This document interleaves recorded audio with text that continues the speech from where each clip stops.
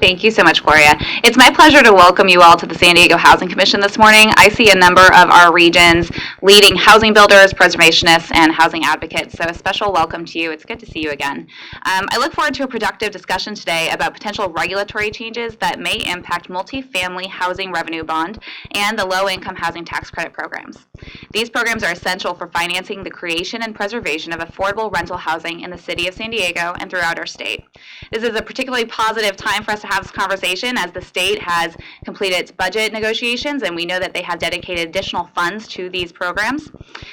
Close to 16,000 affordable rental housing units have been created or preserved in the city of San Diego with tax credits or bonds in the last 30 years.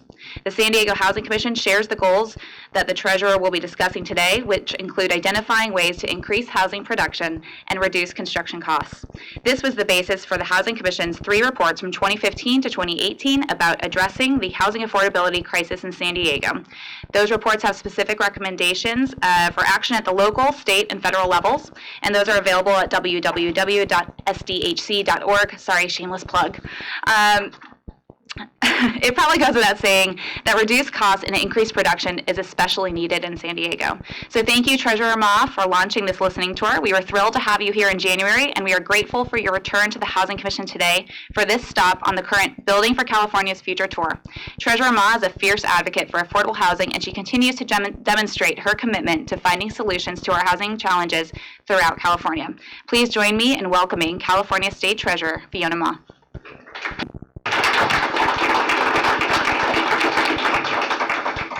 Thank you very much. It's my honor to be back here again, and thank you for the Housing Commission for hosting us again in this beautiful quarters where I know Tom Lemon built this beautiful place.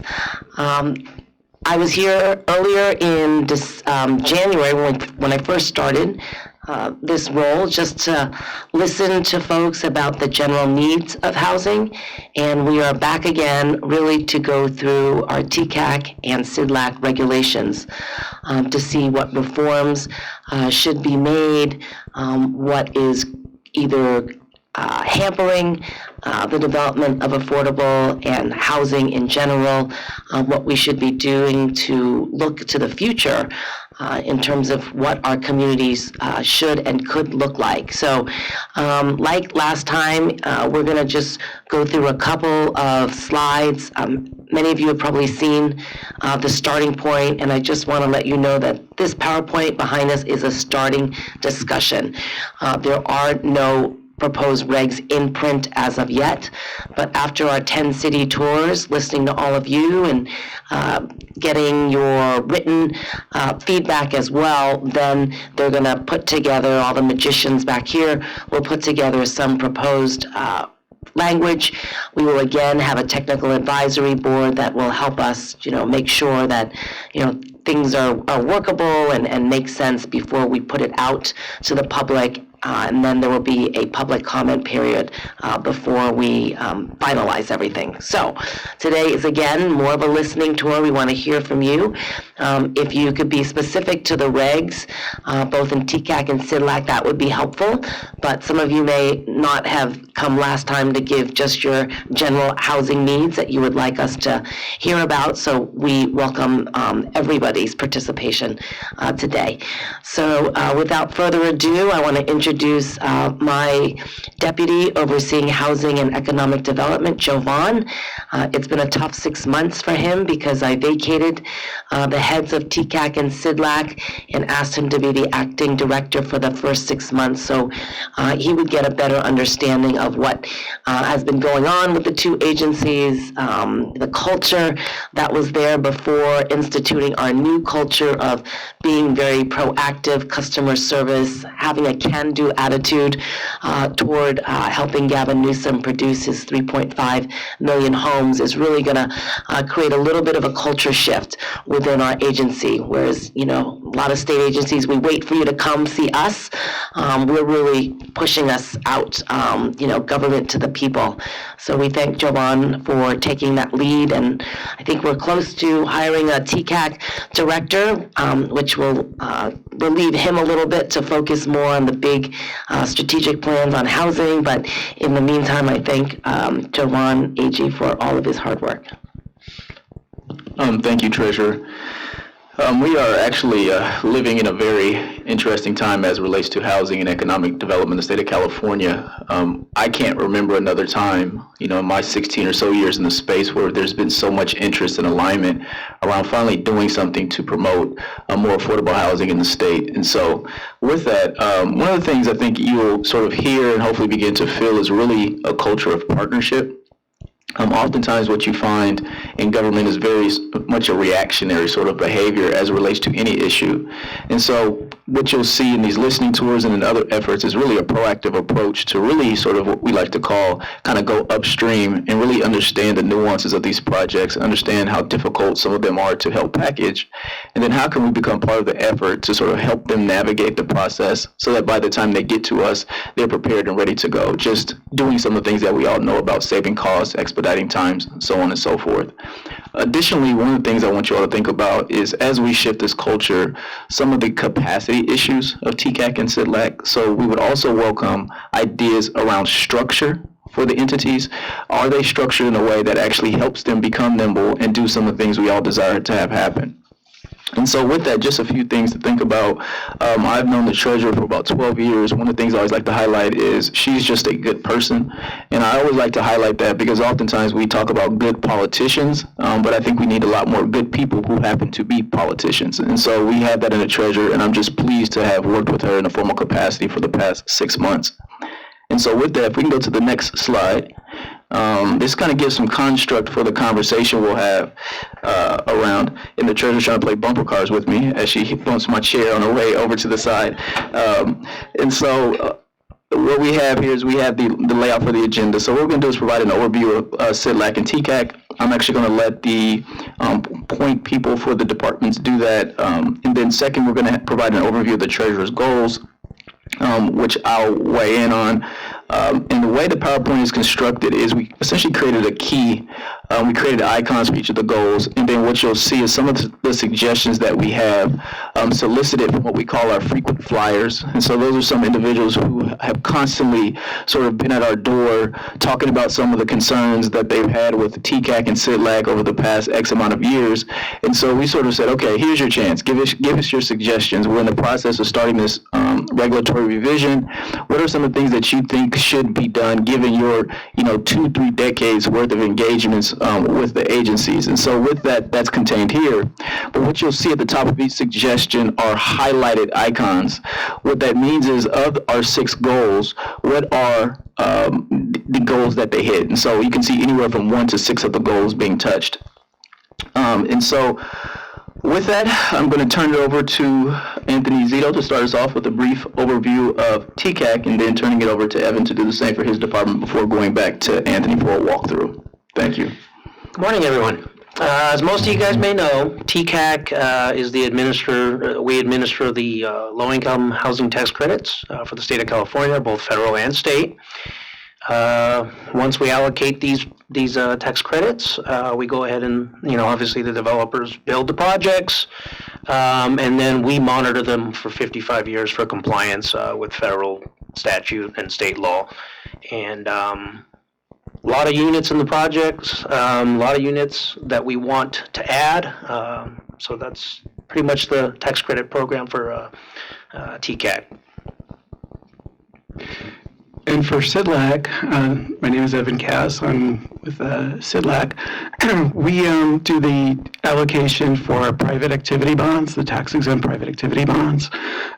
We go hand in hand with TCAC because we need the bonds to move it forward for the 4% tax credit as well. So we have that partnership. We also set a state ceiling every year, and as we hit up against that ceiling, it gets tighter and tighter. So we're seeing that get pretty close to a point where we're competitive. Right now, we're not competitive, but as we get closer with that ceiling and with what we have in carry forward, we're going to head in that direction. Right. So as Jovan mentioned, we posted the PowerPoint, I think, late last week. I don't know how many of you had a chance to take a look at it. Okay, so the goal is, obviously we're looking for your input. We'll just kind of, in the interest of time, kind of just go through it fairly quickly. And if you guys have comments or speaker, I think you guys fill out a speaker form. I guess present it to. And before we do that, let me just briefly walk through the goals to give you some context, because these are critical, I think, as it relates to how we're thinking about framing our conversations within the regulatory changes. So as the treasurer mentioned, Governor Newsom, when he released his January budget, I believe it was January 9th of this year, he essentially, as part of it, talked about his desire to see 3.5 million housing units produced by 2025. So to put that in context, that's roughly about 500,000 housing units per year. We currently produce around 80,000. So that's more than quadrupling our annual housing production. And so with that, we then sort of took it upon ourselves as an office wanting to work in tandem to help him support his efforts by saying, what are our values paired with the governor's goals that we can ensure that in addition to producing housing is done in a way that reflects the values of California. And so you see that here with these six, the first one being, of course, increasing housing production, the second one being contain cost, the third being looking at how do we spur new technology in the system. The fourth is looking at how do we increase opportunities for people of color and women in the development and investment space. One of the things we've seen from our tours that in many rooms where we're sitting with the developers, somewhat with investors, the rooms do not reflect the people of California. And so what can we do to help change that dynamic? And then fifth is how do we empower people in communities to be part of the community revitalization efforts happening? We're hearing a lot about the conversation of gentrification. But one of the things that we know is talking about a problem is not a solution to the problem. So we're going to figure out how do we do it in a proactive way where we can create arrangements to have individuals in their communities be a part of those efforts. And then lastly, it's looking at how do we build wealth. No matter what zip code you live in, you should have the opportunity to partake in the American dream. And so I think the Treasurer's Office is uniquely positioned as a state agency to have many resources that can help do that, whether it's college savings account, whether it's retirement plans, or just other tools to help people understand the marketplace and how to best budget to achieve the wealth that they desire. Because in doing that, it helps alleviate the need for affordable housing. And so we should be parallel tracking while we're building affordable housing, how do we also increase wealth in households? And so that is that sixth goal. And those really are the framework by which we want to develop regulations that incentivize the private sector to do some of these things and our office to do those things. All right, so with that, we'll just go through the changes that have been recommended to us, I guess. We'll start with and please, if you have any comments, please stop us. Again, it's going to be very general. You guys have the slides, and they'll outline more information and more detail on those. So the first category is 4% projects. We've been told that some of the projects are, I guess, not able to, are infeasible because, obviously we have a 10% at 50% AMI requirement that's required of all 4% projects. And so one of the changes that has been recommended to us was to remove that requirement, as well as the average income requirement of 59%. So if you're selecting the average income, then you have to maintain at least a 59% AMI requirement. So we've been asked, maybe remove that requirement. That'll allow a project to increase the income in the project and ultimately, support a bigger loan. So that's one of the first changes that was been recommended to us. And before we go to the next slide, Anthony, feel free at any point to weigh in. Again, in earlier mentioning the spirit of collaboration, we truly want this to be a back and forth dialogue, not a one-way conversation where comments have to be held until the end. So if you have particular comments on these slides, please make it known by raising your hand. Just a quick question. Yeah. Could you give some background on where you gathered the recommendations from, where they came from? Yeah. So I had mentioned in my opening remarks that we have a handful of individuals who have really prior to even us being appointed and then post-appointment have been what I called frequent flyers. So these are people that for me, literally probably on a weekly basis, I hear from them 3-4 times a week about what we should be doing as it relates to the regulations. So for me, this is a way to kind of shift the paradigm and say, okay, here's your shot. So it's about 30 individuals from throughout the state, some developers, some developer consultants, some of them actually heads of state agencies. The head of HCD as well as Cali Chefe also weighed in on some of these comments. So it was just a collection of those individuals who, again, had been just bombarding us with their thoughts and say, okay, well, here's your opportunity to get us started in the conversation. You're welcome. All right, so the next couple of changes that were recommended to us have to do with the 9% tiebreaker. And these are ones that would be immediate to the existing formula that we have is made up of 2 ratios. The first one has to do with the size factor. So the first ratio, it encourages, public and soft loans. We've added a size factor to that in recent years to increase the incentive to build more units.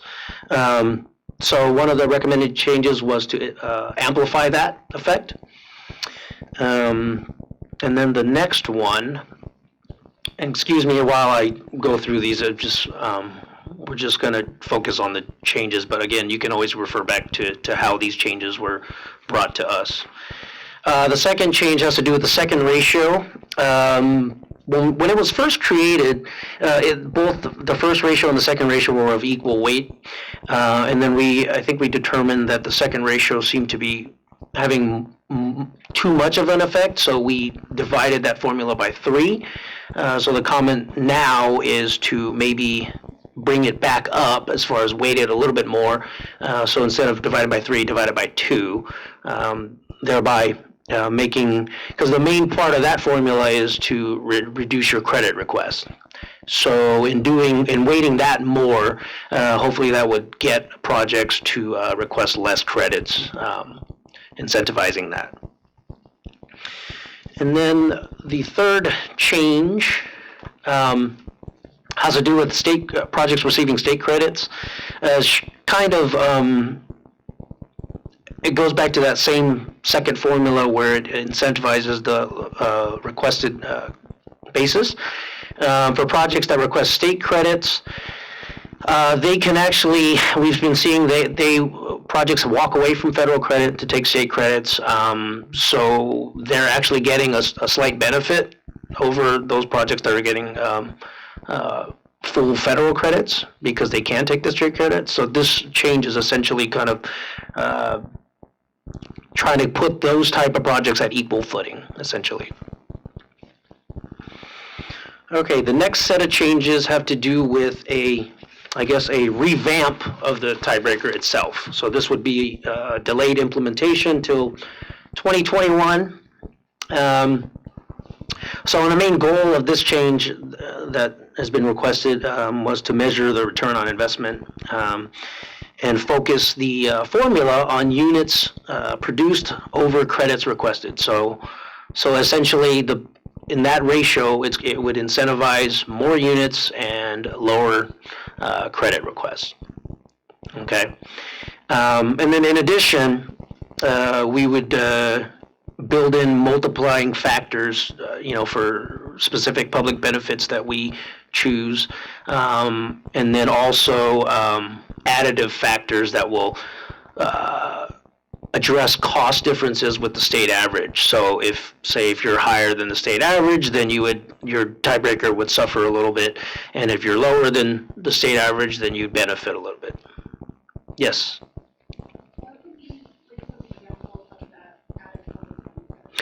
I don't think I think that's to be determined, I guess, but it's just the framework of that formula would be set, and then whatever we determine, I guess, or we as in all of us, determine as the best public policy, we would assign a multiplier to whatever we're looking for, essentially. And I would add to that, I think this is where, and it probably feels foreign, but we can be creative, right? And so I think that as much as we're having conversation within the existing framework, we want to hear from you all if the framework even makes sense. And so one of the things that we're grappling with is how to make a state like California, with so many regional, geographical differences, marketplace differences, how to create parity and equity. And so, one of the things we've been talking particularly with rural counties about is how to really bring parity in some of those places. Well, actually, we're finding that in some instances, when you actually talk about a marketplace issue like development, you actually have more similarities with some distressed communities in urban areas that you do with rural communities because of the ability or the difficulty to actually develop. So can we create a system that reconciles that, where we actually understand that in some instances, it may be just as difficult to develop in South LA as it may be in Chico, because they have similar markets. But we don't think about it that way because we think of LA versus Chico, urban versus rural, when in fact there are microeconomies in cities that make it just as challenging to develop as it do in places that we think of as traditionally rural. So how do we tackle that? So we actually get at some of the tougher nuts to crack. So just something for you all to think about as well is that we don't have to be confined with the framework that we have, when clearly we probably can all agree to some extent that there are some major challenges with it. I appreciate your question. And I'm not sure how this format's going to work, but I'm going to just throw this out there. When we talk about public benefit, one of those benefits could be simply making sure that there's apprentices on the job that are getting the training and move that ball forward. So, and I'm going to talk about it. Sure. When I about prevailing wage. I mean, 20% is an opportunity right there just by simply requiring prevailing wage when these things out. So, 20% of the workers will be apprentices. And Tom, I'm actually glad that you spoke on that, because one of the things I really want to work closely with labor on is really looking at linkages across the state and the pre-apprenticeship side of it. We have a ton of civic organizations that are really trying to figure out kind of their role in this conversation. In place where there isn't necessarily the labor infrastructure, can there be some pairing done, right, to leverage that infrastructure with some of these groups like urban leagues and others, right, that are trying to do work in some parts of the state? How can we create partnerships through incentivizing, just like you're speaking to? Okay, so some of the multipliers that were recommended, I guess, and that was to build off of Ginger's question. So some of the items were, okay, well, projects, non-at-risk resyndication projects, discount the tiebreaker by 50%. Obviously, those would be pushed towards probably the 4% then, and encourage, I guess, new construction on the 9% side. Amplifying the tiebreaker by 10% for family projects in high opportunity areas. We actually currently have some benefits to the tiebreaker for those type of projects. And then amplify the tiebreaker by 2 to 3% for projects that include eventual home ownership components, empowering individuals in distressed communities, and projects reserving 10% of the units for homeless households referred by coordinated entry systems. Again, these are just ones that have been recommended to us, but we welcome comments on those. Then Anthony, I'm going to pause there because our next slip kind of ties into this one. So Tom, is it okay to say that Tom, is it okay to say that your slip has been fulfilled with your comments? Oh, no. Oh, you still have more, huh? So why don't you finish your comment then? Because you're on the top of the list anyway. So why don't we finish yours, and I'm going to go to the next person, who is it Cheryl Wilson? Is she here? If you could approach the podium, because we are live streaming to the other overflow room as well as YouTube, so I want to make sure your voice is heard. And is Cheryl Wilson? Okay. All right, Tom. Thanks, Javon. I appreciate that. Tom Lemon, San Diego Building Trades, and actually, what is the time line here? 2 minutes. 2 minutes, okay, so I'll make it quick. I just want to start out by just kind of drawing a quick picture. I grew up in affordable housing. I actually understand how important it is, and it was to my family. My mom was raising 2 kids by herself, and it made a big difference in my life. And I just want to touch on your the 3 bottom things on your goals. And when we talk about unions and prevailing wage, we talk about all these things can come out of those. As a young construction worker, I helped my parents actually buy their first home after I had already bought a home. So because I was earning a good wage. That's important. People who build affordable housing should be able to leave those housing projects for folks that are working their way up. People who have skills and trades, they should be able to afford to buy a home.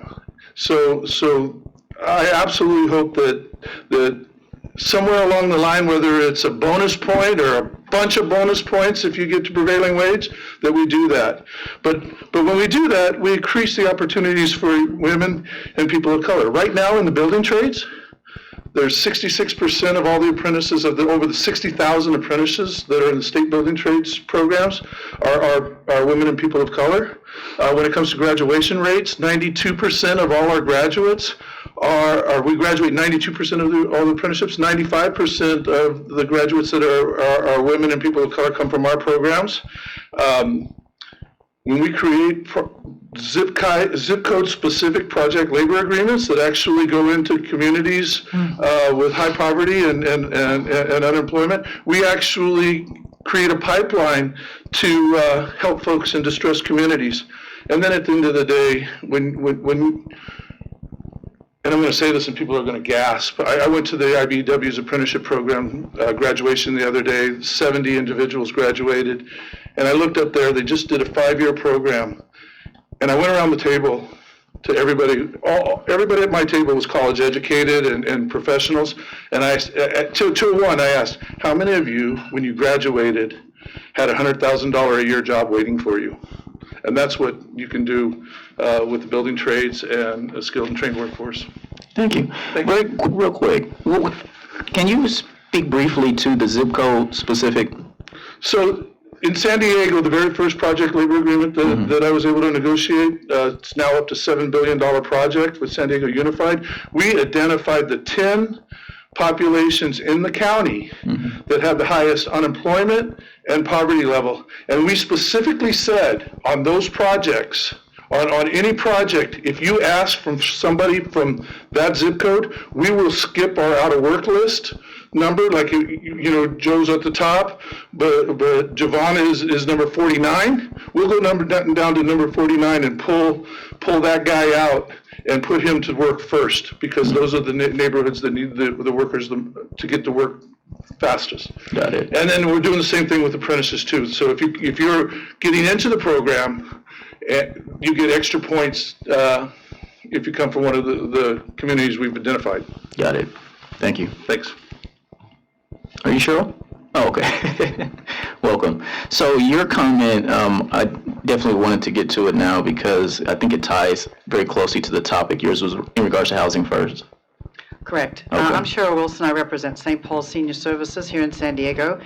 And we have 5 sites. We work with 3 developers. We'd like to work with more on developing these sites. We serve seniors who are homeless or at risk of homelessness. The fastest growing group, according to the point in time for the last 2 years, the count has been the fastest growing group on the streets are seniors, and it's all because of housing costs. And we would like to work with more developers. However, the challenge is for our population is the time to production. From the time a property is identified to opening the doors is 5 to 7 years. And so if we could expedite the financing, because that's one of the longest time frames from what I understand. We do a housing first model. We find this very, very successful. We have a 99% success rate.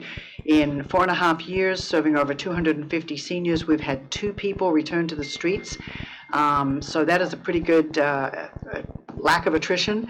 And so we feel very good about this program. We would like to have more focus on senior housing because it is a very vulnerable population, and it's a population that in the community where you have a lot of NIMBYs, the community will accept a seniors homeless housing project where they will not sometimes accept other populations who are homeless or at risk of homelessness.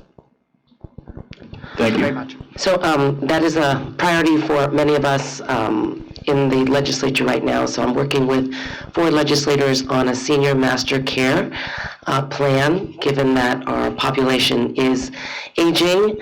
And if we are really promoting aging in place, we need to build communities that enable folks to stay in their homes longer. So that is something we are thinking about, more holistic communities, whether they're intergenerational, right, senior housing with special needs accommodations so that people can actually stay in their homes, plus caregivers.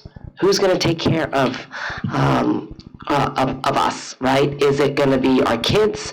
If not our kids, then it's going to be others, and they need to also be paid a high-quality wage with benefits. Otherwise, there's not going to be an incentive for any of them to take care of others as we age. So it's something that's on our mind, so I just want to let you know that senior housing is definitely a priority for us. Thank you. And we employ over 550 workers, and we agree with you on that topic. And if you'd ever like to see some of our projects, which are hugely successful, we would love to give you a show and tell tour. Thank you. You can give me a card. Thank you. So Anthony, why don't you continue through the tiebreaker, finish that up, and then I'll go to more speakers. Okay. All right.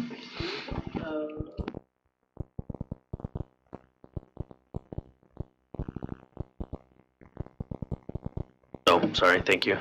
I briefly discussed about averages and costs and the effect of the tiebreaker. So there's that, and then also it was recommended to adjust the applicant's actual credit request based on foregone conventional debt from commitment to provide services. So that was something else that came up. But that's pretty much what has been brought to us as far as the tiebreaker goes, as far as a new tiebreaker. But again, welcome comments. And so before we go into the next set of suggestions, I want to invite up a couple more speakers to keep the flow going. And so the next person we have is John Seymour. And then after John will be Dr. Murtaza Baksamusa on deck. Good morning, Thank you. Good morning, Treasurer Ma. John Seymour from the nonprofit National Community Renaissance. My friend Tom Lemon, I just want to hit that point on prevailing wages. You know, I personally support the prevailing wages too. I think it's great. I think, in fact, most resources up at HCD will trigger prevailing wages now. I think it should, but we have to be transparent. Prevailing wages don't come for free, and it will add 15 to 20% of cost to construction. So are we willing to trade off production or some production, less production for prevailing wages? I say yes, but that's up to a policy, you know, up at the state. A comment on, before I get into my main alignment comment, I wanted to just do a little comment on the high resource area versus the low resource area. The high resource area is relatively new, and I'm really interested to see, by building in the resource area, those projects that were awarded in those high resource areas, is where the people that are living there, where did they come from? Are they already in the area? In other words, if you have a family that's living north of the 8 freeway here, enjoying better schools and better social quality of life, are those the ones that are living in those apartment home communities? Because it's, according to fair housing, you know, it's a first come, first served basis. So if you're building a project up in Carmel Valley, for example, the people that are going to know about that first are the people that are living there. It's going to be highly unlikely that the Seymour family that's living in Encanto is going to move up here and get on the list to get in that housing. So I want to make sure that somehow you can balance off the first come, first served fair housing with better mobility to bring families up. My comment is really on the alignment of HCD resources with TCAC and CDLAC. Down here, we're really trying to get to the point of incentivizing 4% in bonds. Take MHP, for example. The MHP was just issued last night. It's been delayed. It was supposed to come out first quarter, came out last night. Actually, for 2019, it was supposed to be $280 million released. Guess what? It's only going to be 178 million. It's 102 million less for this year that's come out. So, and I'll tell you right now, it's going to be oversubscribed. National Core, for example, we have 700 units right now. Numerous projects that will be making application. We itself, our company itself, throughout Southern California, are going to oversubscribe that, let alone all the friendly developers out here that have those properties. My suggestion is to maybe look at over-the-counter, maybe increasing to 300 million per NOFA twice a year. You know, let's get the money out instead of stringing it along, because you want to see building occur. That's about it for now. MPH? Multiple Housing Program, MHP. And where's that coming from? HCD. Yeah, so HCD has a lot of these sources that are strung out via NOFAs that have a specific time to apply and get awarded. Boom. So the developers have to wait and kind of like say, okay, well, we think this is going to come out here. No, it's been delayed 2 months. Case in point, MHP, we're down 100 million this year for those reasons. Questions? Yeah, no, I would just say, I think more globally, I think, again, this speaks to, so I'm speaking to the first part Yes. of your comments first, and then I'll get to the second. So the first part, I think we have to move from this idea that in order for all boats to rise, someone has to lose, right? Right. And what I feel we're currently in a framework where it's like developer against labor, or developer against community, or right, and in order for some part of that table to win, someone else loses. And so I think the conversation has to be about no longer kind of this abstract thinking, this broad stroke policy approach, but it's really the nuances, right? So when I think about even, and I spent a decade in labor, right? So I get it, but I think what we have to realize is that, let's take San Diego, for instance. A development on Broadway is going to have a different sort of market impact than a development project in Southeast San Diego. So when you talk about those market restrictions, does it make sense to put all the add-ons, regardless of what they are, in a market like Southeast San Diego, which could inherently cause no activity? Or do you create some sort of carve-out or exemptions on smaller projects in hyper-distressed communities to allow for those markets to catch up, to at some point, hopefully in the future, be something like a Broadway-type environment?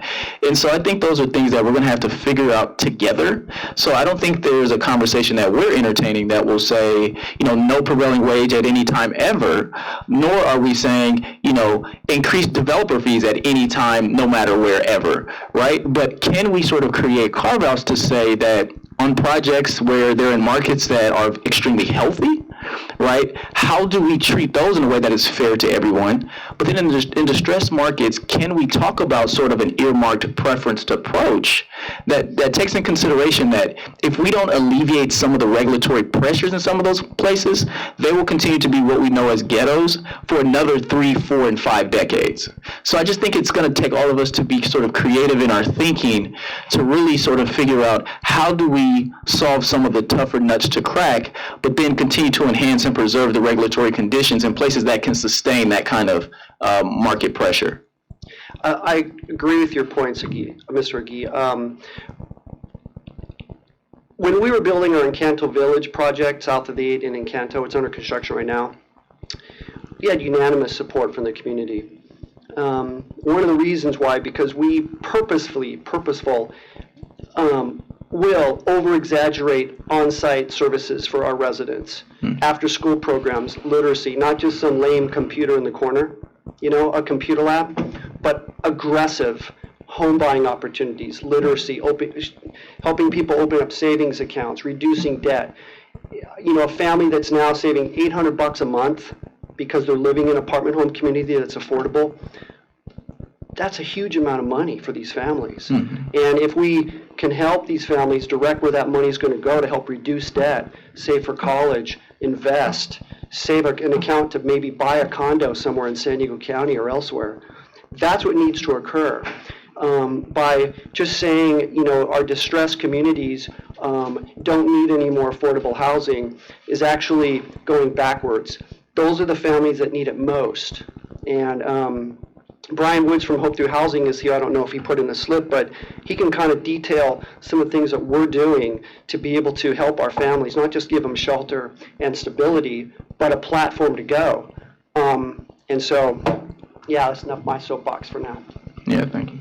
Yeah, and I would just like to also talk about some of the processes, and we heard that the 4% tax credits, instead of waiting, Yes. let's keep rolling them every month. And I don't know if that's happening, but we have been really trying to, as they're ready to go, push them out instead of, making everybody wait around for Yes. 3 or 4 months. Also, the process of reviews, appeals. I know Jovan's been working very hard to get the appeals cases heard as quickly as possible so that, developers know, hey, are they going to move forward with their project or not going to move forward? So when we hear from all of you that some of these things are not working, we are trying to make changes. Another suggestion was there's some form process that's backed up. And for us, when we ask, okay, we hear you have a problem, why don't you bring us a solution? And so now people are bringing a solution saying, well, if we could do it, over the counter, pay someone, have the developer pay them to do it because we are backed up here. Right. I have a very small shop. I only have 428 people working at the treasurer's office. It's the same amount since 2000. The same 420. It hasn't grown, so we are not a big, bureaucracy by any means. And I'll just take an opportunity to let you know that as the banker, over $2 trillion comes through my office every year. I invest over $100 billion right now in short-term investments, as well as about $90 billion in bonds. So those 428 people do some of that work, and then some of the other 16 boards and commissions that I oversee, which is TCAC and CDLAC is one of them. So when we do have a backlog, please also come up with a solution. And if we are able to implement it to expedite the processes, we are definitely interested. Excellent. Thank you. Thank you. Thank you. Treasurer Ma, John, you were absolutely on point. It is the last time that I came here, I talked about the big picture partnership. None of us can take on this problem, the scale of the crisis that we face in California alone. And we have been building with Proposition 1 and 2 a nationally recognized partnership between labor and affordable housing developers to be able to rise up to the challenge we face. In our committee, advisory committee, No Place Like Home, for example, that requires prevailing wages. I appreciate your coming and participating and listening because these are 10 different programs going on simultaneously right now. With the governor's budget, the CalHFA, the state tax credits, all of these will have to intertwine. And you can't really have some kind of a non-starter on, say, for something like prevailing wage and expect an honest, trustworthy partnership. So therefore, we have to work together on a statewide level, on a local level. This is the scale of the problem is significant. Now, in terms of the specific suggestions, Tom has mentioned some of them. I'm willing to help on the technical aspect, particularly on the 9% tiebreaker empowerment score. Oftentimes in considering bids, for example, in public works contracting, you do have some kind of bid leveling or a way to weight and score empowerment metrics. They have to be measured correctly, and most importantly, they have to be accountable, because you can't just have a paper-based, goal-oriented scoring. It needs to be actually enforceable. Otherwise, this is really cash that you're giving out. So therefore, accountability is important, partnerships that are long-term, and then clawback if necessary. If it does not work, you can't just go down a path and expect good intentions will always pay off. I also appreciate, Treasurer Ma, when you talked about permanent jobs, nobody has ever actually touched that topic on affordable housing. The operations, the care workers that actually take care. This is going to be a significant investment of the state. We need to make sure that the wages and benefits are good. Thank you very much. Thank you. Thank you, Murtaza. And we are on the No Place Like Home Advisory Board together, and there are many agencies that touch housing, but I think in the past it's been very siloed. And Governor Gavin Newsom and I really want to work together and streamline. So we are talking constantly. I'm very happy to see that HCD and CalHFA actually want to align with us, like maybe on a one application process instead of having three. We're going to start, trying to figure out how to streamline just within our three agencies. Our next speaker is Andrew Melling. And then on deck, we have Doug Hicks. Sorry about that.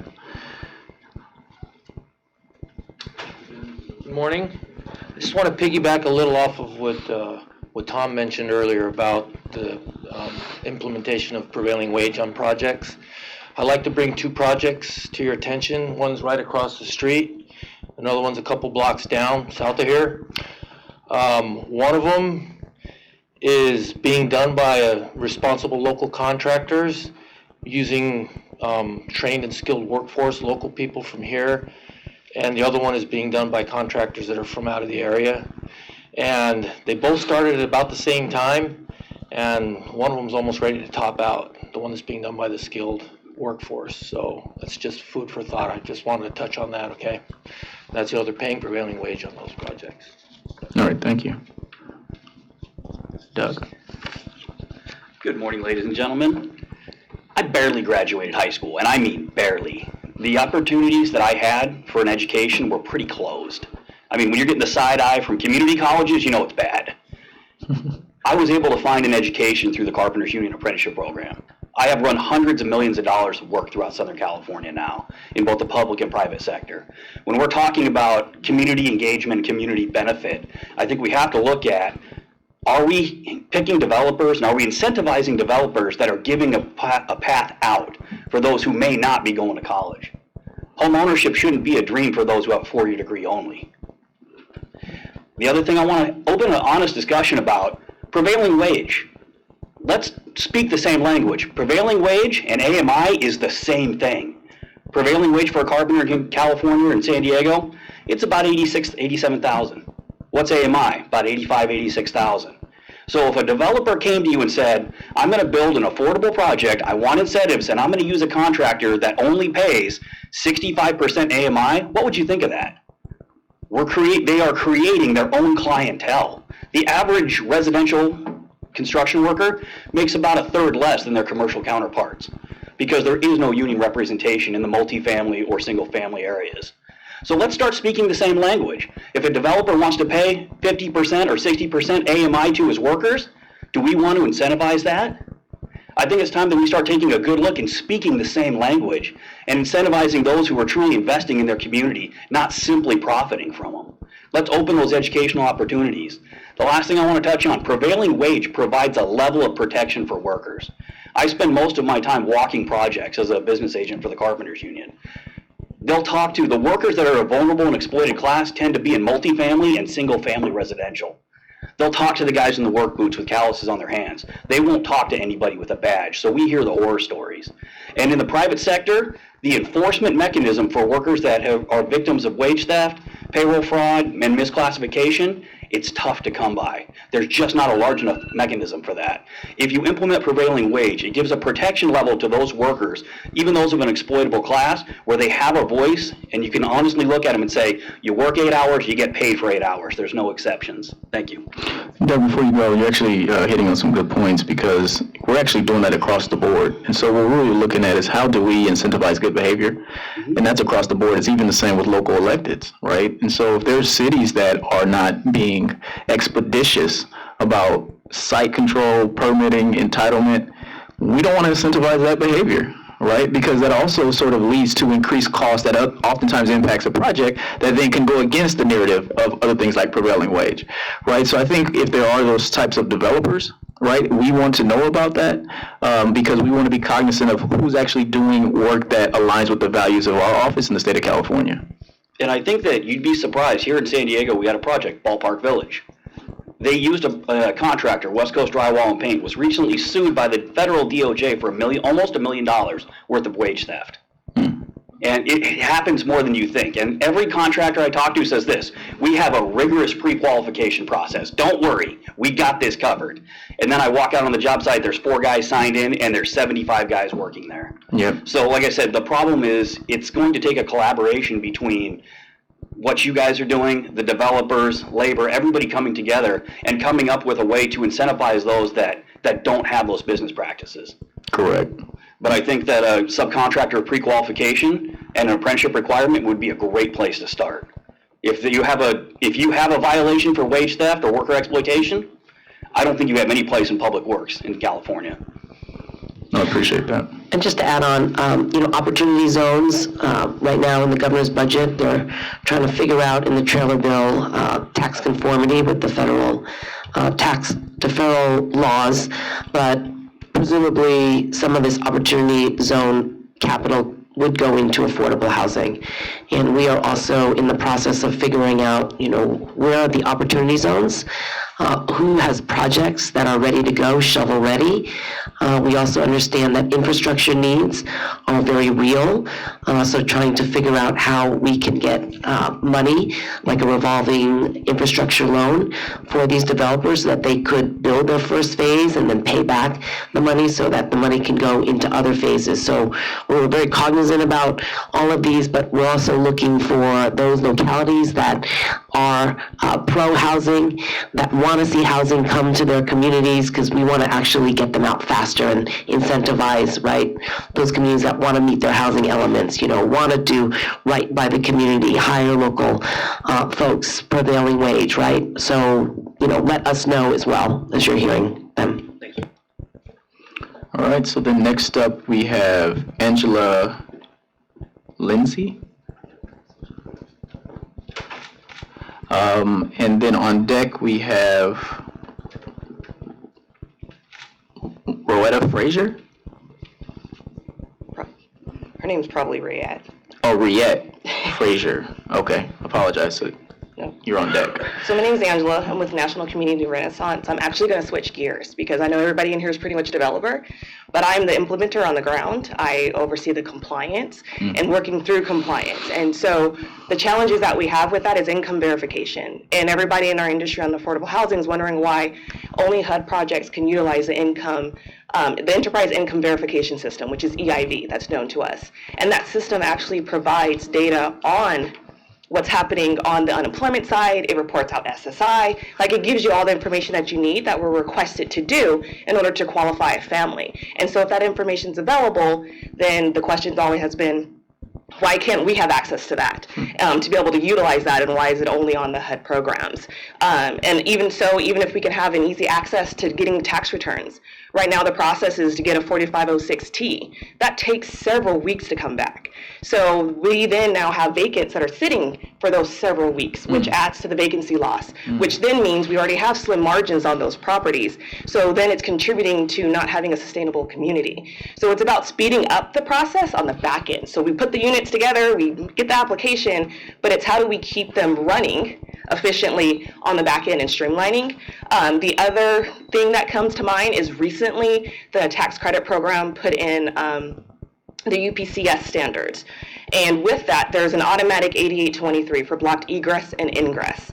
Well, that's an issue because that's something an owner can't control. That's a residence unit. And so a blocked ingress or egress could be a dresser that might happen to be halfway up in a window area, things of that nature. An automatic 8823 now means it affects these people behind me with negative points on their applications now. And that is, it can be correctable, but we're also looking at the number of 8823s that are generated. So I had a community that was just hit with 6 8823s right off the bat because of a blocked egress. So we can go in, we can advise the residents, let them know what needs to be done, but at the end of the day, we can't control what's happening within that 24 hours to get back in there. And so it would be great if somebody can look at that again. Last point is streamlining. So it's great to hear that on the application side that you're looking at HCD and CalHAFA and that there's streamlining happening there. That also needs to happen on the back end as well. Like, it would be great if we could have one tenant income certification. Right now, every program is asking for their own type of tenant income certification, pretty much the same information, just laid out in a different format. Reporting is coming through on everybody's regulations, and everybody has a different way of how they want their report submitted. It would be great if there could be one streamlined report that gets the information to everybody, and it covers tenant demographics. It'll cover what's needed, to get that information back up to HUD so they can publish our numbers back out again. But on the back end, it will be greatly appreciated, because right now you have your residents filling out multiple forms, because a lot of times those funding sources are layered on the properties. And so you're having those tenants fill out different forms. Then you have to have compliance people submitting those reports and getting that information back out to our regulators. And so it would just be great to make sure that we have more streamlined processes on the back end as well. Yeah, I know we focus a lot on the application, the front end, but I would like to get together with you and see how many forms you're filling out for how many, and whether we can, get everyone together and just accept one form. About 62 pages. Okay. And when you're done with everything, that's why our files are so thick. You're getting bank statements and everything. So okay. Yeah. Well, I'll come visit you. How's that? Okay. Awesome. Thank you so much. Thanks, Angela.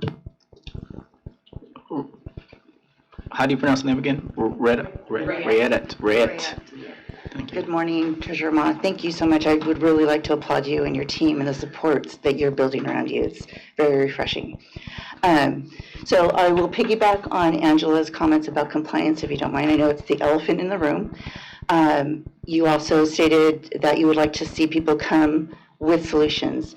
So the firm that I work for, we have spent the last 7 years developing a compliance online monitoring application. We represent occupancy monitoring for CDLAC, CSCDA, many small cities throughout the state of California. And I'm involved also in a work group with AMA with HCD and TCAC, the compliance component. Rose has been at those meetings several times. As Messier, I never pronounce his name correctly, with HCD. We have tried to get into conversations with regards to speaking to moving to a technology solution for everybody. As Angela is speaking to, it is intensely cumbersome, and it's not only cumbersome, it is costly to our developers. So you have the issue, I know the focus is getting these projects built, and rightly so. We need to get these people into housing. I also grew up in what we called the projects when I was growing up, and have been able to find my way out of that and get to a successful place.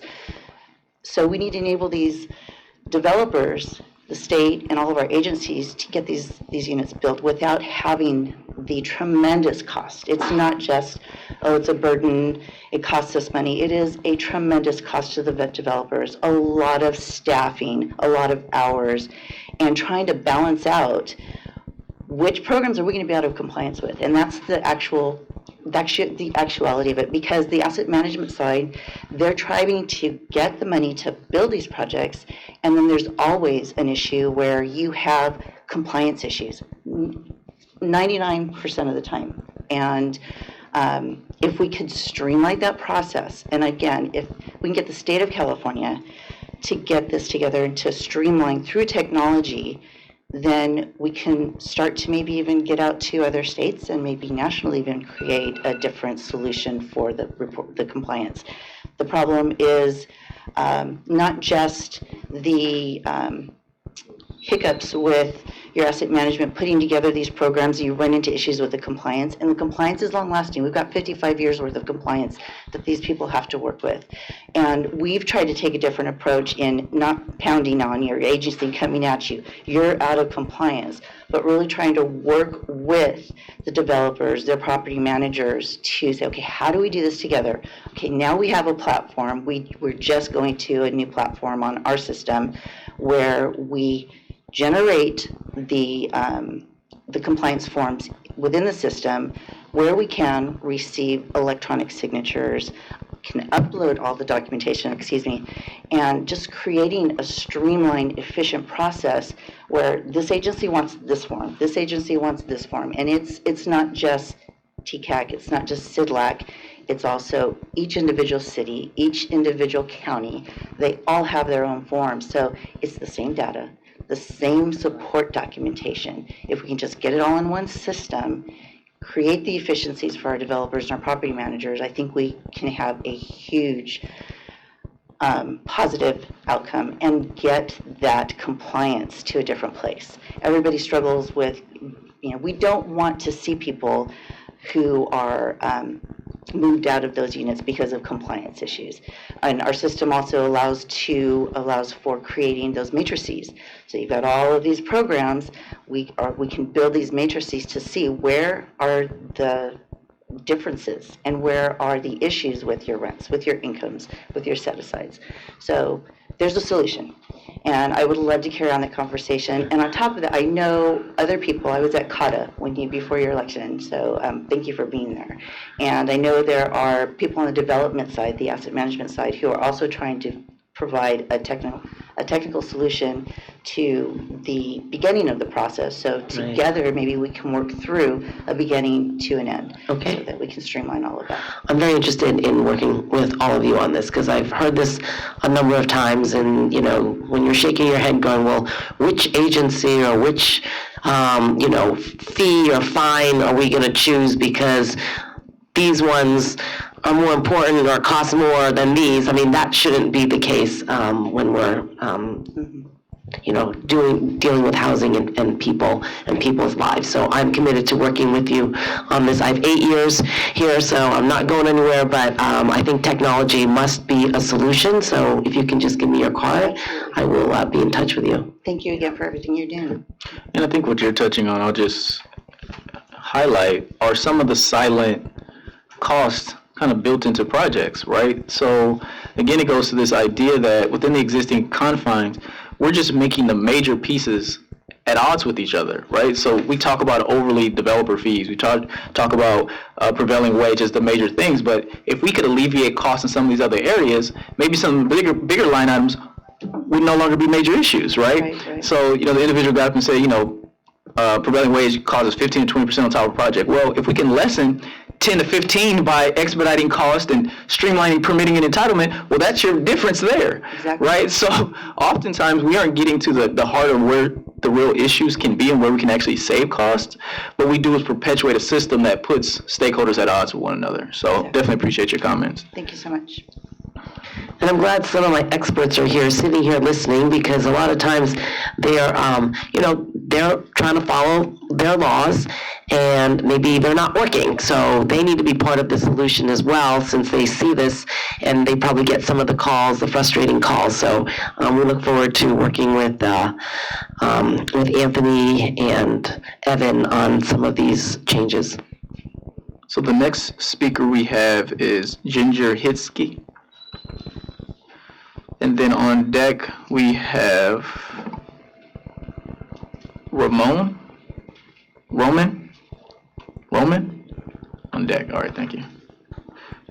Good morning. Morning. Thank you so much for coming out and listening to us. Good luck with doing this. This is I've been around a long time, and change is really hard with this group of people. We're very entrenched. And we've all made a lot of money doing it, too. So let me be real quick with two things, and let me talk to you about the equity piece.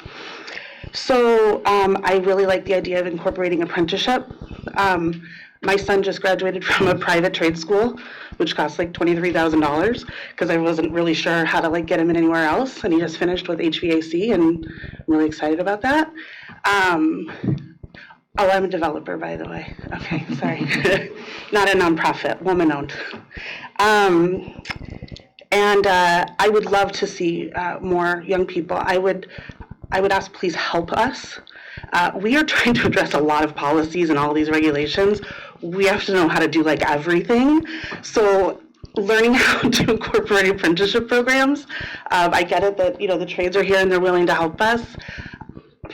we need more help. So I would take a play out of the Corporation for Supportive Housing Handbook, where when the MHSA program came out, they kind of figured out that developers and service providers, we don't speak the same language, we don't live in the same universe, and they figured out how to bring us together. So I would say please do that. I would also recommend looking at career technical education through the juvenile justice system, because if you want to talk about really changing a trajectory for young folks, I have a contact for that as well, which I will pass on to you.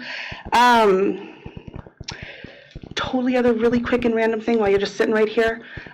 Maybe if there is a way that like CalPERS buys bonds, right? Or buys debt. Maybe if there's a way that for housing you could have bond debt the same length as our regulatory agreement, 55 years. That would really make a difference. And you guys are in it for like the long haul, right? You're not going anywhere. So 55 years plus on debt would really stretch out our ability to borrow the same money that we're already borrowing. So I know it just went off, but can I just please say one thing about the equity piece? So like I said, we've all made a lot of money here, okay? I now own 7 apartment complexes, quite a few thousand square feet of commercial retail, some houses, and it's all been on the public dime, right? That changed my life. That changed my family's life. That changed our trajectory. That I'm not so worried about the future like I was when I was a little kid. When is enough though, right? So I asked myself that a lot.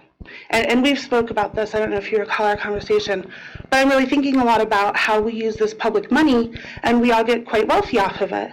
And we take our renters' money, to pay for these buildings that we've created. And yes, they're getting housing, but they're not getting wealth, right? And I appreciate very much the gestures towards that in here, but I would really take it one step further. Having a service provider who's going to be a very low wage earner anyways, probably not the best person to be providing services to someone on wealth, okay? Like, we're the kind of people that need to do that. And I would really strongly recommend that not providing a 2 or 3% bump on your tiebreaker if you eventually want to provide your units to be homeownership for your residents, but like 100% bump. Because what you're saying is I'm willing to give up this project after a while, right? After 15 years, after the first 15 years, to all these residents, to have it be their units and to benefit from all of these public dollars that went in to create it. And you can sell these units back to residents, like we've talked about, for $50,000, $75,000, $100,000 for units that are definitely worth a lot more than that. That's really, really creating true generational wealth. And it's not just for one person, it's for as many as there are units. So I will write more about this to you in a formal way, but if you really want to talk about moving mountains, that's a way to consider. Thank you. And yes, homeownership is definitely one of the best ways, right, for everything that comes with having a home and equity. So CalHFA, I just want to let folks know that this spring we sold $180 million of CalVet home loan. So any veteran who was not dishonorably discharged, who is looking to purchase their home, down payment assistance, closing cost assistance, not based on a FICO score, and the amount of the loan is based on the ability to pay. So it doesn't have to be a W-2 job. It could be a gig worker. It could be someone on a subsidy. So I would really highly recommend any veteran to look into this program. And then CalHFA also has a robust first-time home buyer program. I'm still learning about it, but again, it's down payment assistance, it's closing cost assistance, and the loans the rates are better than you would get at a financial institution. So just 2 home ownership opportunities that are out there, but yes, we agree with you, if you could lift someone up and have them, afford a home and all the equity and benefits that come from home ownership, I think that should be the goal. And I would just continue to encourage you. I mean, we've had a chance to talk at length about some of your ideas, and I think your perspective is tremendously valuable in this conversation. Being a woman, for-profit developer, who has sort of evolved up the social economic ladder the way you have, it's great to sort of understand how you think, what your experiences have been, and to try to create opportunities within our regs to not make everyone necessarily do it, but how do we create pockets in our regs to do a better job of helping people get to where you are. You kind of had to do it absent regulatory support, but how do we create regulatory conditions to create more of you, right? I mean, I think that's part of what we need to do, but not saying, again, this is where I think sometimes government gets off, is we want to go to extremes, right? So everyone doesn't have to be you, right? But how do we create a little bit opportunities for a little bit more people like you? I think it's sort of where we're going. But I love your ideas, especially around wealth building. I think that's oftentimes the missing piece of the conversation. Again, it's, how do we improve the plight of developers? How do we improve the plight of organized labor? But what about the actual residents, right? When we talk about affordable housing, because again, it's ensuring that these people at some point no longer are in need of it. So, thank you. Thank you. The next speaker is Don Hudson. And then on deck, we have Min Ah Van. Okay. Good morning. Thank you all for coming back to San Diego. I was at your last meeting and I see that you guys have done some work, and it's good to hear from our San Diegans here about what the issues are. I'm with Senator Ben Waisel's office, and I'm also a compassionate housing person. Like Riyadh, I also grew up in public housing in Chicago, and I'm wondering what states are you modeling or meeting with to help improve the processes here and streamline things in San Diego and in California as a state. I've seen some successful programs we worked on in Chicago. Section 3 has helped get people from being residents to being homeowners. There's also some other programs that Chicago has been able to successfully do with funds from HUD in terms of home ownership. People going from being public housing residents to becoming owners as well. And I think that's a model that you can also take a look at. We'll be glad to expand more on this in Chicago. And thank you, Ginger. I look forward to meeting with you to talk more about developing that wealth creation and keeping more residents in San Diego that want to be here but quite frankly can't afford it at this point. So thank you. No, thank you.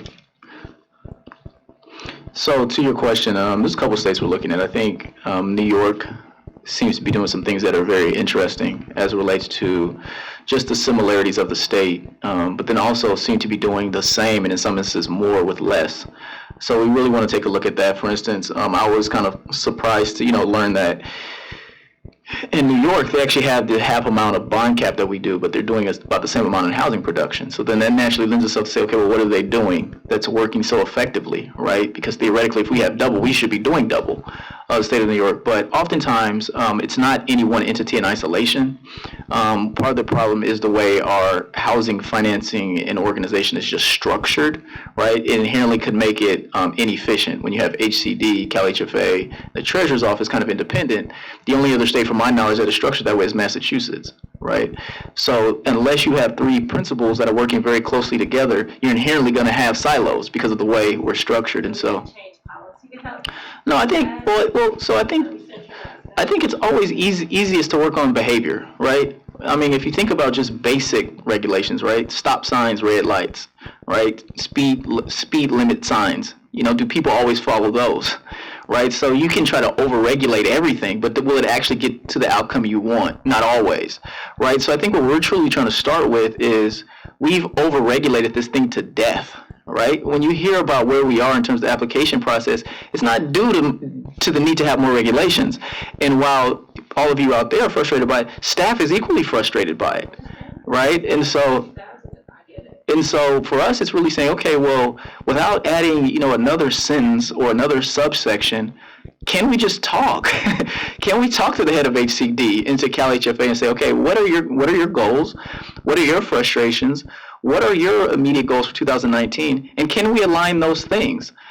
Sometimes it just comes to breakdown in conversations, one hand not knowing what the other is doing, and then because of that, we're trying to advance our strategic plan, they're trying to advance those without realizing that some of the strategic plans have some of the same things in them, but just being sequenced at different times. But if we actually spoke, we'd say, oh, okay, you're trying to do that too? Well, why don't we do it at this time versus this time so we're aligned versus misaligned? So then, if you have this conversation like we're having now, and you guys are in leadership role, let's just say you've got the director of Cal, and your department, who's the decision maker? Do we need to bring the governor in and say, hey, you're not agreeing on this, this is the bottom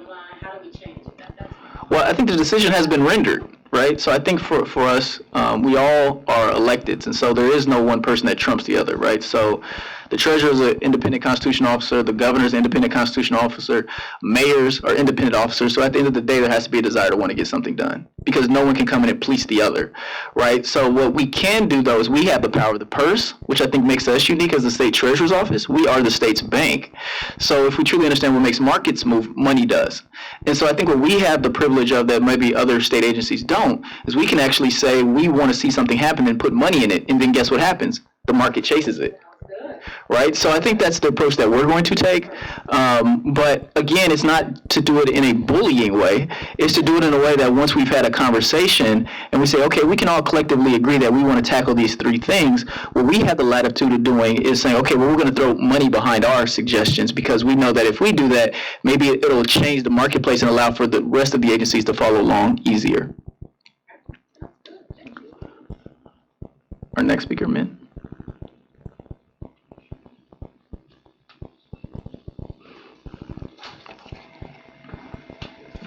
Good morning. I am a student at a community college in San Diego, and I'm also a part of the Student Senate for California Community Colleges. And we've been advocating really hard for AB 302, which is an assembly bill to advocate for homeless students to park on campus overnight. And that bill has just been passed, but we think that that issue should not be addressed through that bill temporarily, because on the long run, students should not be parking overnight on campus and sleeping on their car.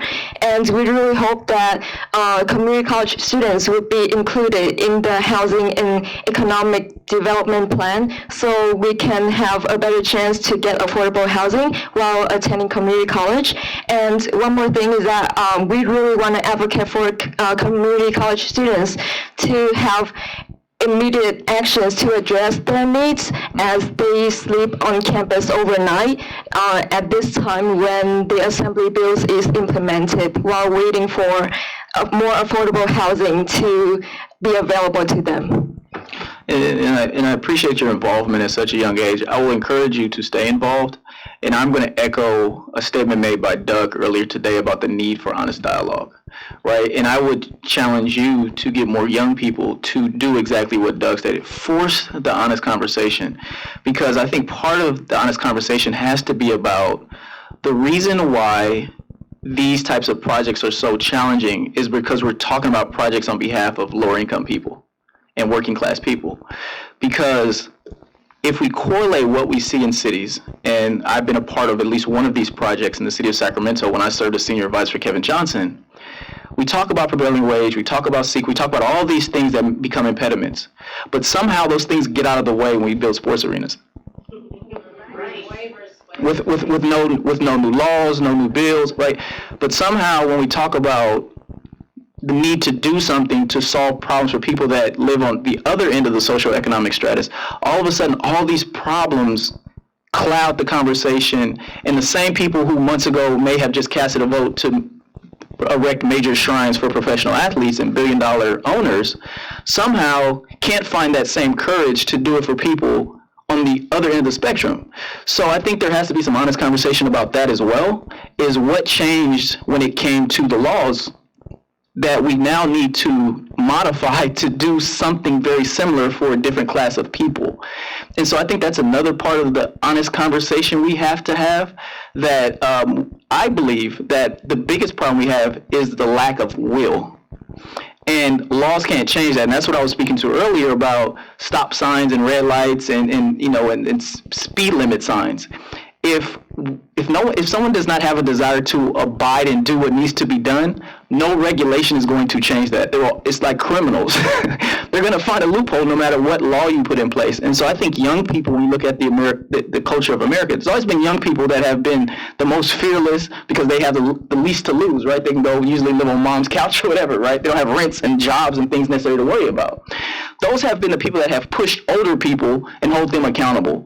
And so I will encourage you and your peers leaders to continue to be those that are pushing for the honest conversation about some of the flaws in our system, and holding those elected officials accountable that will come to you with lip service and say, well, we can't do that because of A, B, C, and D, when I'm sure in your instance, you've probably seen new halls for deans and associate deans and all these other things getting built on your campus while other things have not gotten done.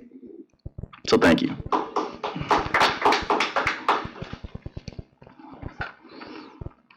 So our next speaker is Lucas. And then that is the last of our speaker slip. So if you would like to speak, please submit a, yeah, one more. All right. We can. Yeah. Oh, no, I don't. Okay.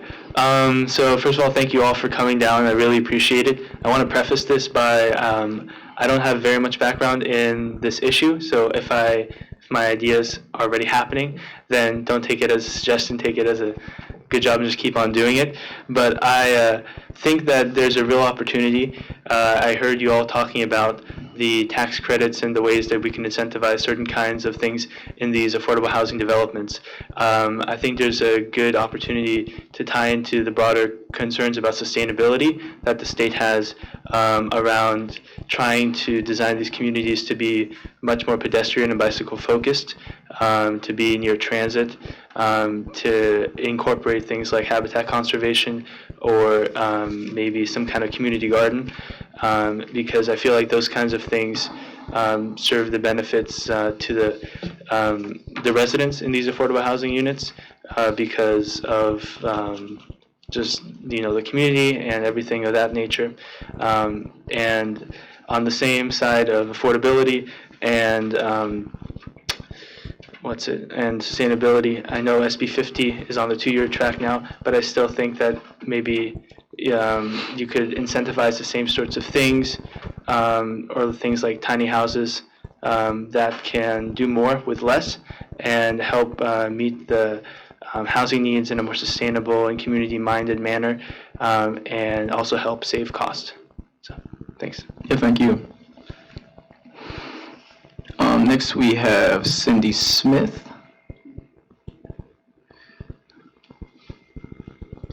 And then I believe on deck, I thought Roman already spoke. Roman didn't speak. Oh, okay, got it. Good morning, my name is Cindy Smith and I'm the Deputy Director for Policy and Public Affairs at the State Council on Developmental Disabilities. Mr. G, I know you've heard from my colleagues around the state as we've been traveling, and you know that we put out a strategic framework for how to both build affordable housing but also accessible housing. So I just urge everyone here, as you're thinking about conversations, that for people with developmental disabilities, 85% of them at home right now are living with family caregivers who are aging themselves. So it is critical that as we think about making sure that housing is affordable, it's also accessible to people with disabilities. On Saturday, we'll celebrate the 20th anniversary of the Olmstead decision by the U.S. Supreme Court that said that people with disabilities have the right to live in the community and not be segregated. So let's take a moment to honor the fact that that decision came out by the Supreme Court, and now we need to make sure that opportunities actually exist in the community. Thank you. No, I really appreciate that, and we have heard comments from your organization, and they're very much appreciated. But when I think we think about the special needs population, we wrestle with the siloing effect that could occur, just as we do kind of with the geographical issues, right? So we're trying to figure out is how can we create a framework that sort of intertwines all the needs that an individual may need, instead of creating more compartmentalization, right? So perfect example is the homeless conversation right now. Homeless is an extremely popular topic at the moment. And so what has happened is electeds has sort of shifted the culture in Sacramento to chase that population without oftentimes truly understanding the population, right? So if you are serving someone with mental health issues or you're serving someone with whatever, that person could also have been homeless, right? So how do we find sort of the right framework to be a broad enough catch-all so that we're not serving at the pleasure of a political whim or a political trend, but it's creating some sort of stability and continuity in terms of how do we actually get to Jovan, who may happen to be homeless, who may happen to have been a veteran, who may happen to have mental health issues, right? I have all these things, but that also creates fragmentation, siloed, compartmentalization in terms of how do I actually put Jovan in the right line to get the right service that he needs, so I'm trying to put a project together and help it get costed out. You're absolutely correct, because for our community, we have to also think about where there are service providers that can come in and provide services. Living in an apartment doesn't do you any good if you don't have someone to come in the morning and you need help getting out of bed. That's right. So we'd be happy to work with you. I'm actually based up in Sacramento, so I'm here for another meeting. So what we would love to do is figure out two things, I think, as it pertains to the two topics I just talked about. How do we treat land as land, no matter where it could be, right? We look at it from a market-based approach. So if it just happens to be in Watts, it's in Watts. If it's in Chico, it happens to be in Chico. But clearly, certain land, irrespective of where it is, has a different market value. But so how do we treat them equitable based off of their value, irrespective of where they are in the state?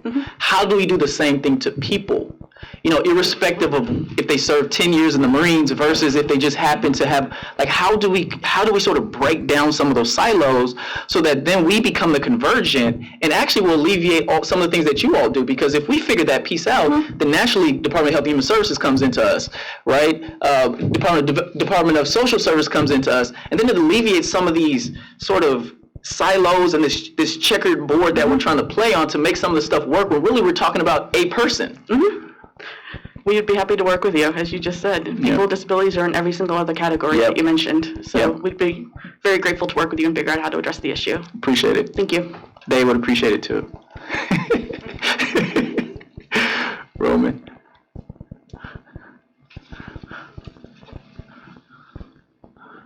Yes, good morning, and thank you for the opportunity to speak and address a little issue that I just recently discovered. And the nice thing about the issue that it has been really blessing from the state of California, which decided that such thing as ADUs are very, very useful way to increase the density, to improve accessibility, to minimize traffic and other impacts on existing communities, yet increasing the density. And it seems to be absolutely no-brainer for most of the states, and especially for California, and it actually provides virtually zero impact on the state treasury because it's totally private undertaking. So with that in mind, I thought that I would approach City of San Diego, only to find out the City of San Diego introduced additional requirements on top of the requirements already imposed by the state of California, such as no more than 50% of the existing dwelling and no more than 1,200 square feet in total, which are far more restrictive and essentially kill completely any kind of incentive to develop these units in some of the existing areas, which seems to be completely counterintuitive to everything I just heard in this particular conversation. So is it possible to essentially address this issue, which has already been passed at the state level and transmitted to the city level, to make them to comprehend the concept that you should not be introducing more restrictive requirements rather than alleviating them and making it much easier for everybody else to essentially address this issue on downright individual level? It will require absolutely nothing at all from the state treasury. You can still invest in all of the affordable housing and everything else. This is strictly private initiatives, which are now been completely suppressed by literally obsolete portions of the city municipal code. Is there anything that can be done or even tried to be addressed? Yeah, so I don't know if you're familiar with what the governor did as relates to the city of Hermosa Beach in terms of filing a lawsuit because he believed that they weren't in compliance with some of the arena goals. So that's what we, kind of refer to as a stick approach in terms of a more heavy-handed approach to get local government to comply with what the state wants. I think our approach is going to be more of the carrot, where we want to really incentivize behavior. Because at the end of the day, we have to acknowledge that these individuals are also elected, and we hope that they're representing the needs of their community, because theoretically the community is the one who elected them. And so we have to be cognizant of that as well. When we try to punish local electeds, then who are we actually punishing? The people who elected them, right? So we want to be conscious of that and make sure that we understand. So it's hard to give kind of a broad stroke answer about, the 4,800 cities and special districts in the state of California and how we're going to do something to all of them. So I think the smarter approach for us, at least, is figuring out how do we take care of our own house, right? How do we make sure we aren't doing things that are becoming problems to the marketplace? And then in doing that, how do we also take a look at other localities and electeds that share the same mindset and incentivize that? Again, I think that in doing so, that will change the behavior of others who find themselves on the wrong side of the financing equation. I very much appreciate it, because it kind of goes back with everything that's been said so far, and especially by previous speaker Lucas, who actually said that this will encourage much better transportation alternatives and everything else, but which really ties the hands of just small developers who really cannot essentially afford to develop it, because it becomes economically cost prohibitive to develop these tiny little structures, which are now pushed into the requirements of the municipal codes. Yeah, and I think that that's another important piece as well, because when you talk about the smaller and mid-sized developers, that's where we're going to get the diversity in terms of the development space. Absolutely. A lot of your people of color and women are in that swath right now. Absolutely. So as we're promoting regulations that are suppressing that pool of people, you're actually also suppressing the opportunity for diversity in the developer community. And so it's also a racial and social equity issue that oftentimes never gets talked about. And so that's something that we're very cognizant about and aware of as well. And so we're going to make sure that, again, we're doing things to take in consideration how to benefit the entirety of the developer space. We don't want to hurt the higher end developers to help the smaller ones, but we believe that we can do something that essentially increase opportunities for all. Yeah, and I hope that we'll not get to the big stick approach, because it's just counterproductive for everybody. We agree. Well, thank you very much. I appreciate your time. Thank you. Well, given the hour, I want to fast forward to talk about next steps. This is the beginning, if there are no other comments. Seeing none.